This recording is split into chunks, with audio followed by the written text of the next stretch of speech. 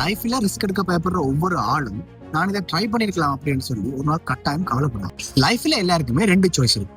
ஒன்று சேஃபா இருக்கிறத சூஸ் பண்றது, இன்னொன்று பயமா இருந்தாலும் ஒரு ரிஸ்க் எடுத்து பார்ப்போம் அப்படின்னு சொல்லி எங்க லைஃப்ல ரிஸ்க் எடுத்து முன்னாள் நாங்கள் எல்லாருமே கம்ஃபர்ட் ஜோன்ல இருக்க தான் ஆசைப்படுறோம். மந்த்லி சேலரி வந்தா காணும், தெரிஞ்ச லைஃப்ல இருந்தா காணும், ஃபெயிலியர் வந்துடக்கூடாது, இப்படிதான் யோசிப்போம். ஆனா ஹிஸ்டரி கிரியேட் பண்ண எல்லாருமே ஒரு காமனான விஷயம் பண்ணிருக்காங்க. அவங்களோட லைஃப்ல ரிஸ்க் எடுத்திருக்காங்க. ஏன் எக்ஸாம்பிளுக்கு இப்ப தளபதி விஜயே சொல்லலாம். தமிழ் சினிமாவோட top hero, mass, fan base, highest paid actor. ஆனா அவர் என்ன செஞ்சார்? சினிமாவில சேஃபா இருக்கிறத விட்டுட்டு அவரோட ஏமுக்காக பொலிட்டிக்ஸ் வந்தார். பொலிட்டிக்ஸ் அவ்வளவு ஈஸி இல்லை. கிரிட்டிசிசம் வரும், ஃபெயிலியர் சான்ஸ் கூட, ட்ரோல் வரும்.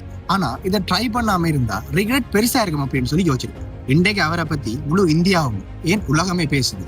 ஏன் ஹீ டுக் ரிஸ்க். ரிஸ்க் எடுக்கிறவன் தான் ஃபெயிலியரையும் பார்ப்பான். ஆனா ரிஸ்க் எடுக்க பயப்படுறவன் இதை ட்ரை பண்ணிருக்கலாமோ அப்படின்னு சொல்லி லைஃப் ஃபுல்லாவே யோசிக்கணும். போர்ட் கடையில இருந்தா சேஃப் தான், ஆனா அதோட பர்பஸ் அது கிடையாது. நீ உங்க லைஃப்ல ரிஸ்க் எடுக்காட்டி உங்க லைஃபை வேற யாராவது கண்ட்ரோல் பண்ணுவாங்க. அட்லீஸ்ட் அந்த ரிஸ்கை நீ எடுத்தா உங்க ஹிஸ்டரியை நீ எழுதும். சோ பயமா இருந்தாலும் மூவ் பண்ணுங்க, ஸ்டார்ட் பண்ணுங்க. ஃபெயில் ஆனாலும் பரவாயில்ல, ட்ரை பண்ணாம மட்டும் இருக்காது. லைஃப்ல பெரிய லாஸ்ட் ஃபெயிலியர். ட்ரை பண்ண சான்ஸ் இருந்தும் அதை ட்ரை பண்ணாம இருக்க முடியல, அதான் உங்களோட பெரிய ஃபெயில்.